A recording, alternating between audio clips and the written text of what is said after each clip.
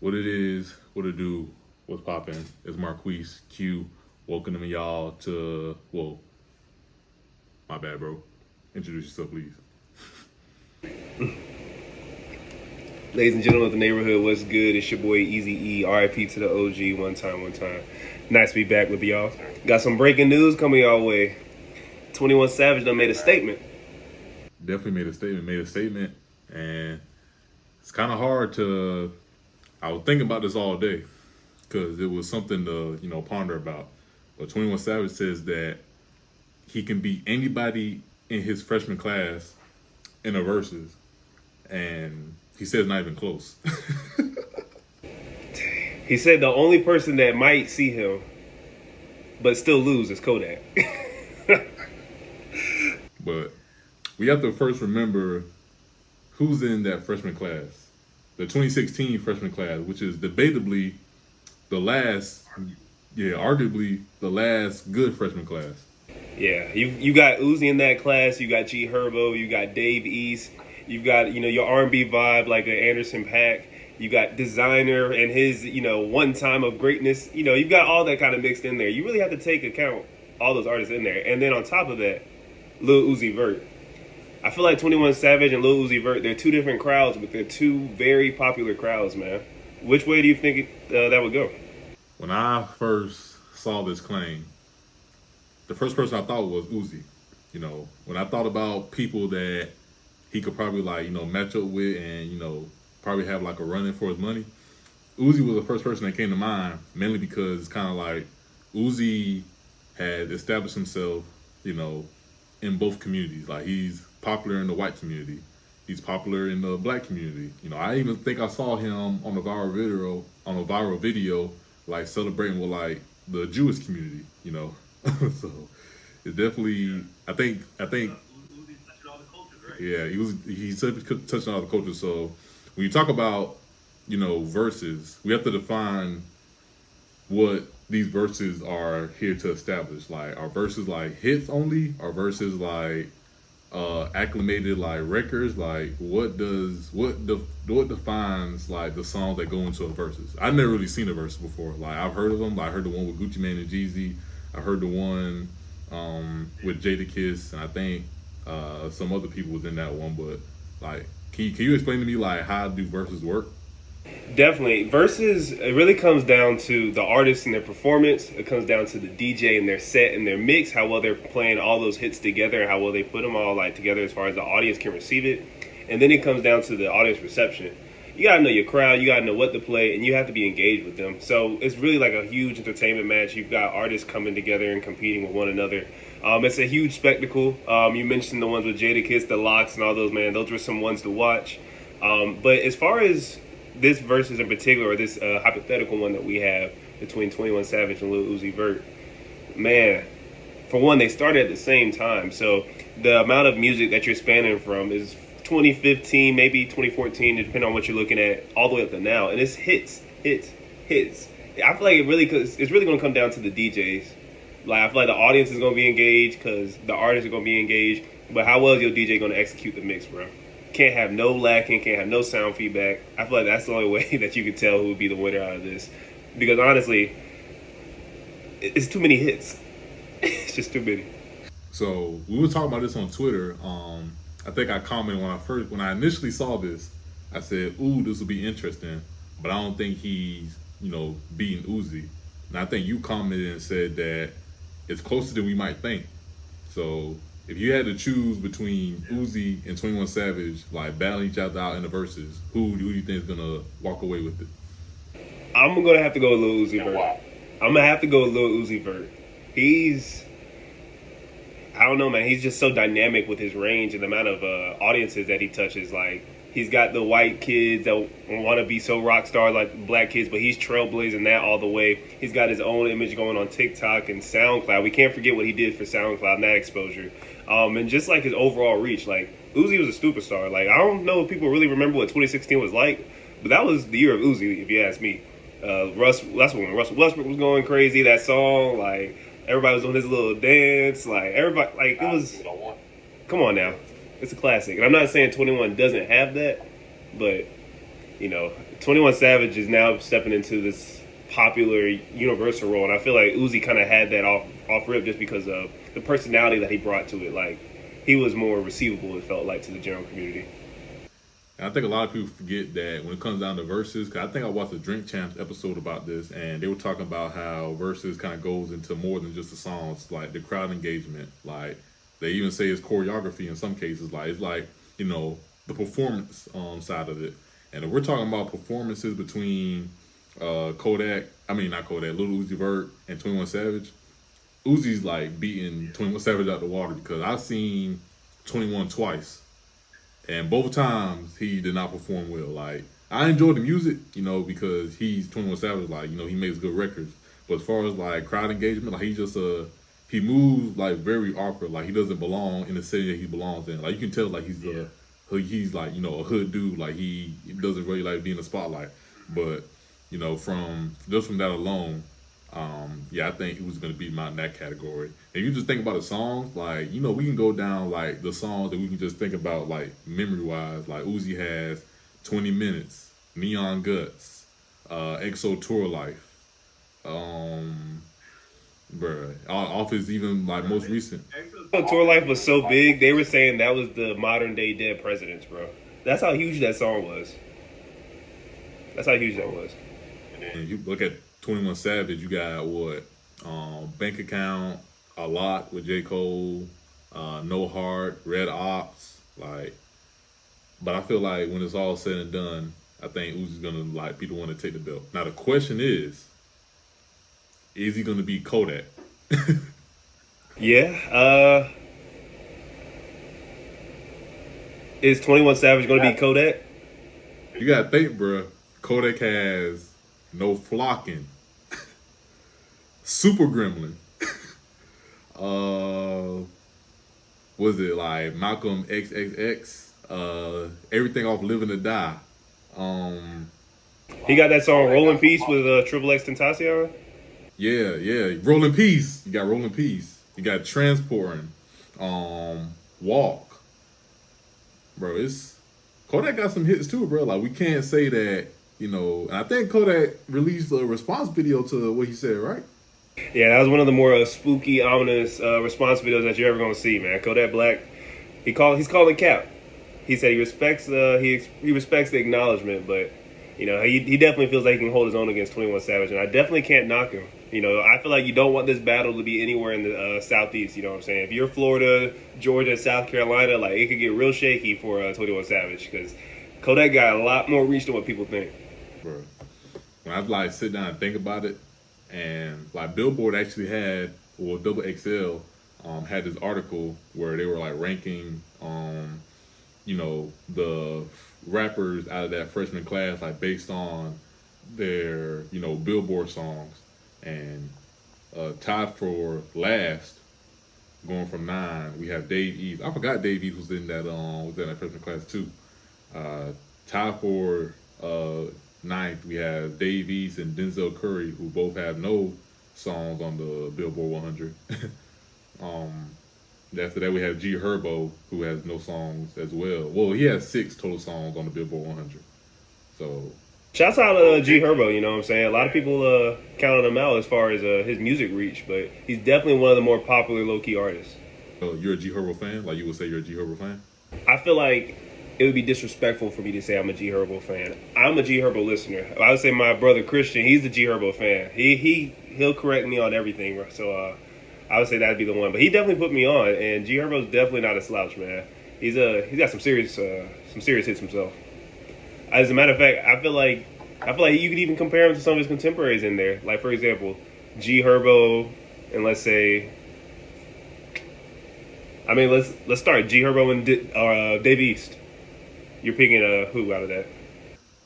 I'll probably pick a G Herbo just because I know G Herbo's using more, and I know Dave East more for like his acting roles. Like, I think he acted in like a couple movies and some TV shows, but I never knew him really as a rapper for real. Dang, that's crazy. I mean, Dave East, not as more rappable. You have to be tapped into that sound, so I definitely get that. All right, this one might be a little more hilarious. But what about Lil Dicky and G Herbo? What's the comp there? Bro, it's definitely. Like, who's a better artist? Who I think is a better artist? Nah, I'm talking about in the terms of the verses here. Let's keep it fair though, because Lil Dicky isn't dropping music like that. Yeah, I think G Herbo definitely taking it, like 100%. Like, I don't think too many people like know that. they can only play 6 songs though. Yeah, like I don't think too many people like know that Lil Dicky like is the actual artist, because wasn't Lil Dicky a comedian like initially? Bruh, apparently he was an accountant too. He was all that. But I'm not gonna lie, his most popular song I did not know he made. Or I knew it was by somebody named Lil Dicky. I just didn't know Lil Dicky looked like that. Yeah, yeah. If someone showed me a picture of someone named Lil Dicky and I actually like saw what it looked like, it wouldn't be him. No, bro, I was completely thrown off. For a second I thought they were referring to Trap Dicky. But no, different person. Yeah. And only real niggas know about Trap Dicky. But how about Denzel Curry though? You taking Denzel Curry over G Herbo, or who you taking? As a personal preference, I would take Denzel Curry over G Herbo. But if we're talking about as far as outreach, I feel like G Herbo definitely has a crowd, and I feel like it's larger than Denzel Curry's. Now Curry's been dropping some fire lately. That Walking, that whole movement, and the songs and singles that he dropped around that, fire. The Melt My Eyes, See Your Future album is probably like is a sleeper for 2022 as far as like album releases. Like, if you haven't listened to Melt My Eyes, See Your Future yet, listen to it. Gotta listen. Got to. But after that, you have G Herbo's number 8 on that list with 6 Billboard Hot 100s. Lil Dicky came after that. And next we have the one and only Designer. He has 4 total songs on the Billboard 100, and he has 1 number 1 song on the Billboard 100. But I think we can use common sense to figure out what that song is. Designer also said he went 20 times platinum, so we have to really take into account what type of artist this is. However, let's not forget like Timmy Turner wasn't no hit though. Timmy Turner, bro. That was, if I remember correctly, that was his freestyle, right? And then he turned it into a song. It definitely was a freestyle. Yeah. Bro, we have to understand, bro. Like Designer, like behind like the whole like sound like Future thing that he had going on, that people thought he was Future on Father Trust My Hands. Like Designer probably had one of the better initial runs of any artist that I know of. It was looking real good. I don't know. For a second, it was looking like in the limelight of Trinidad James a little bit. I don't know. I just felt like he was going to take that step that Trinidad never took. But he was close. He was close. I think Designer said that, well, first of all, RIP to Takeoff, the whole QC family, Migos and all them. But Designer said that he was going to start rapping after he found out Takeoff, passed away. Yeah, he was definitely tearing up on that live. That grown man was crying, sobbing. He was crying like he lost his mama or something like that. Bruh. He said, "I can't take this no more." See, that's where you need real friends. A real friend would have tapped him on the shoulder and said, "Stop that! Stop all that crying! Get off that phone and stop all that crying." You don't gotta do this, bro. But after Designer, we have Lil Yachty, who has, according to Double XL, he has 16 songs on the Billboard 100. No number 1 song, but he has 2 songs that were in the top 10. So, no number 1 songs is kind of surprising for me. I feel like that Lil Boat. No, what was it? I can't remember. One night. That's what it is. Yes, that's what it is. I feel like that was definitely played all year long, either summer, winter. Like I swear I did not hear that song, so I'm really surprised to hear that. But you got to give Yachty credit for his influence on hip hop music in general. Like he's more than an artist, you know what I'm saying? I feel like his personality in hip hop has really kind of portrayed or personified him. So I give him huge credit for that. I mean, look at his influence on Her Loss. Like he's got huge hands across that entire project. I don't think people know how much hand he had in that album. But he's speaking in defense of it too. They were really coming for, Drake, but we'll probably get into that in a later episode. Maybe if the people want it, we'll get into it. Yeah. So after Lil Yachty, creeping at number 5, we have who you name, Anderson .Paak at number 4, who has 8 songs on the top on the Billboard 100, and one of those songs went number 1. He has 2 that were in the top 10. So did that surprise you? That seemed pretty on spot. As of the last 2 years, yes, because Silk Sonic is real. That song that they put out, that's probably 8. You said there was 8 songs on there. 6 of them have to be from Silk Sonic. They have to. But no, give credit all to Anderson .Paak, man. He's really kind of carved out his own lane in the R&B. It's not Thundercat-esque. It's not Bruno Mars or anything like that. He's really Anderson .Paak, and kudos to him. I feel like he really hit that limelight during the pandemic when he made that Lockdown song. I was a huge fan after that. I never really got into Anderson .Paak for real until he was on that song with Corday on Corday's album Lost Boy. I can't remember the name of the song, but I really started listening to him after that. Yeah. So yeah, shout out to Anderson .Paak. When I think of Anderson .Paak, I think of like talent, like just like a talented like musician, a talented artist. So I feel like he deserved that spot. Being the only R&B dude on that list too, on that class, kind of had to held his own. And that song is a R&P, Corday and Anderson .Paak. Yeah, you're right, definitely right. All right, next we have the Gremlin, Kodak Black, bro. I didn't look at this before, we started talking about it, but Kodak Black has 35 songs that have been on the Billboard 100. I mean, let's just name a few. None of them went number 1 though, which is surprising. But 4 of them have been top 10. What's the earliest number 1 Kodak song that you can think of? No flocking. But bro, when you think about it, I watched an interview about how they say that, the songs that we fuck with or the songs that, gain like traction don't always like get the recognition they should. And they gave an example of Chief Keef's song Finito. Like that song never went number 1. But I promise you that every party and every kickback, you're gonna hear that song. That song has outlived the billboards. Bro, it definitely has. Like the only thing that's gone is like platinum, I guess like accreditation so far, but it's never been number 1. But it's definitely a hood classic, I feel like. Absolutely. If there's a hood classic playlist, it's somewhere underneath Player's Anthem. You know what I'm saying? It's somewhere in that category. That's where it's at. Bro, Player's Anthem, Dreams and Nightmares, like it's one of them ones. It's in the rotation. Yeah. So after Kodak Black, top at number 3, we have Uzi, who's number 2 amongst that freshman class, and he has a total of 85 songs on the Billboard 100. One of those songs went number 1, and he has 6 songs in the top 10. That's tough. Uzi's put out a lot of music. I think XO Chill Life is one that went number 1. Wouldn't be surprised. I mean, I think it did actually. I think it did. Dog. That song was crazy. I heard that song so much, I almost started not liking it. Yeah, it was definitely on that scale, man. It was like songs of the summer, and to Uzi's credit, he's got a few of them. Songs like 20 Minutes, for example, took me to a whole different place. Like, and then I think it was like 6 months afterward where it's not. I like looked at the lyrics. I was like, this nigga Uzi hell, bro.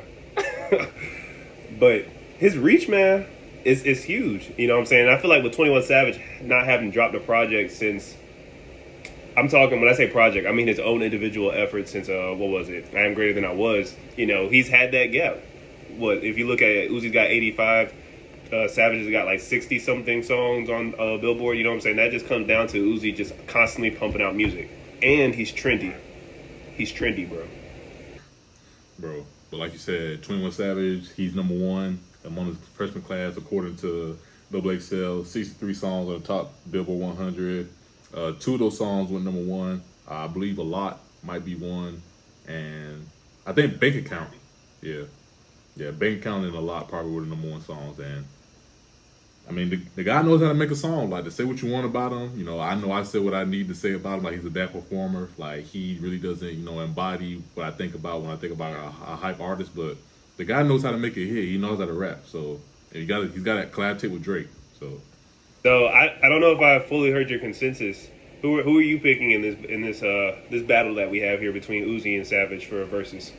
I think I'm gonna have to go with Uzi. Like, Uzi by a long shot. I feel like it's not really. I feel like Uzi just has a more of a bigger reach than like all of them. Like, for real. Like, you talk about like influence. You talk about like concert presence. You talk about the quality of music. Like, I don't know, man. I feel like you also have to think like 21 Savage he didn't put out that much music. Like, he has what? That song that had that album that had Red Ops on it, Savage Mode, which was, majority produced by Metro Boomin. He had a couple he had a collab tape with Metro Boomin and Offset, Without Warning.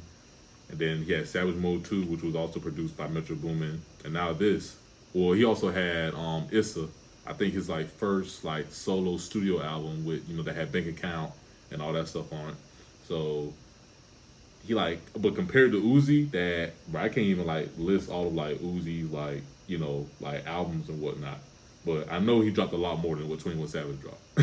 No, I feel that, man. But I mean, maybe this is speaking on 21 Savage's confidence right now with her loss. Like, these songs are pretty good, you know what I'm saying? I feel like these songs are going to be in a lot of people's rotation, and maybe he sees some sort of longevity in this project. And like I was telling you earlier, bro, I feel like this is a precursor for more 21 Savage music to come. Like, we were speaking earlier about a project that we feel like might be coming just because of the way he's moving right now.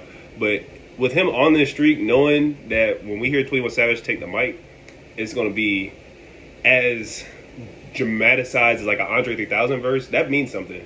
And if you get enough of those in your mix at a versus, then it could go in his favor. So I feel like, give it enough time, her loss can definitely aid 21 Savage's case. Maybe not this week, maybe not next week, but one of these weeks, somebody's gonna say.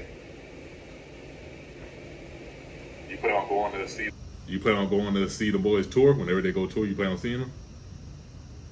Oh my God, absolutely. Oh my God. No. I know, and then my thing is, like, Drake's been, like, pump faking a lot with his Her Loss campaign, so I don't really know if I can believe that there's going to be an actual tour, but shit. If he put a link up and take my money, then he took my money. That's all I'm going to say. I'm not, I'm not going to fully commit like academics, but I ain't going to cap and say I ain't going to try to make that trip if I can. Academics going crazy, bro. I really want better for him because it even come for his head, but it be warranted sometimes. Like, he's got to relax. He's too passionate. Too passionate. But shoot, we just wanted to drop by, get us a little breakdown of what was said, what we thought about what was said, our reactions to it.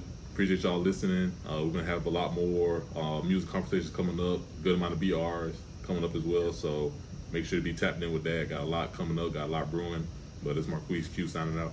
And it's your boy E, Easy E, RIP to the OG. Catch you on the next one. Peace.